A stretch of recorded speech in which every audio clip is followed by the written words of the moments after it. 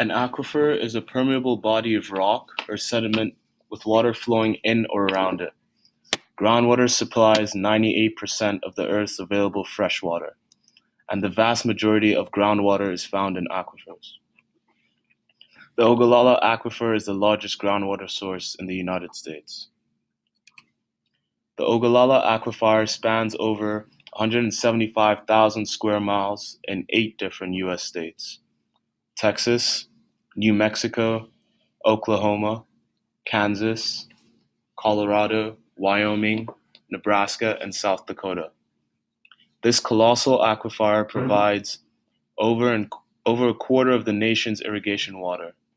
This translates to roughly $20 billion worth of agricultural products.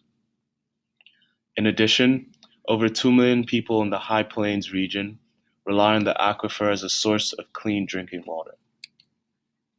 For a long time, the farmers in the region thought the underground water source was inexhaustible. However, due to excessive agricultural demands, the water supply of the Ogallala Aquifer has significantly depleted.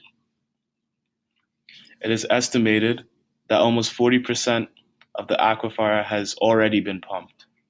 In addition, the groundwater level in certain areas of the High Plains has dropped over 150 feet, making it inaccessible to most wells. Due to a lack of understanding of the depletion of the Ogallala Aquifer and alternative methods for providing irrigation, the situation in the Great Plains region has grown increasingly dire. This has led to the Ogallala Aquifer Initiative, led by the Natural Resources Conservation Service, funded by the federal government. This initiative aims to decrease the draining of the Ogallala Aquifer while maintaining the economic stability of this prosperous agricultural region. Their specific goals include improving irrigation efficiency in over 50,000 acres of land, converting dry land farming over 30,000 acres, installing over 200 irrigation management systems, applying nutrient management in 21,000 acres, and conserving over 100,000 acres of water. The Ogallala Aquifer Initiative sought out to radically reduce the use of the aquifer. Also, the project assisted local farmers technically and financially by encouraging and funding more efficient and less demanding agricultural practices. The results of the project have proved very beneficial for both local producers that depend on the aquifer as well as the aquifer itself.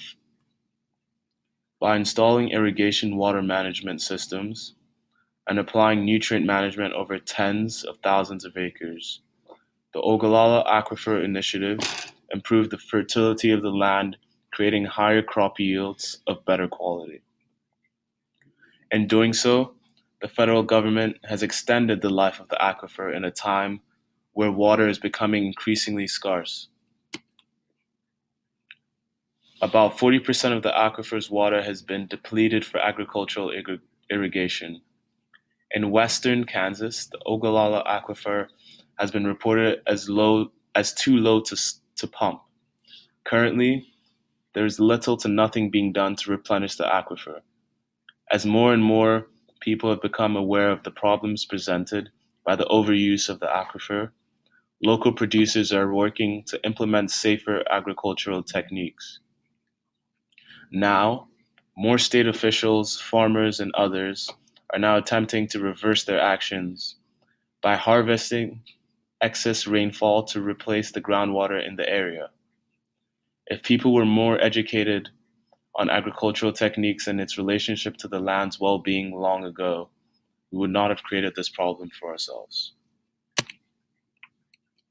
However, as this issue becomes increasingly apparent, more and more people are becoming more conscious of the effects of their practices. A lot of progress has been made in environmental management across the globe. Despite this, a lot more needs to be done. More state officials must begin to implement and enforce laws that protect the aquifer. Because of the current state of the aquifer, a lot more urgency needs to be placed on preserving its benefits. If the aquifer is fully depleted, it would take over 6,000 years for natural rain to refill it. We cannot afford to drain the resources we have been blessed with. We must continue to strive to protect our planet.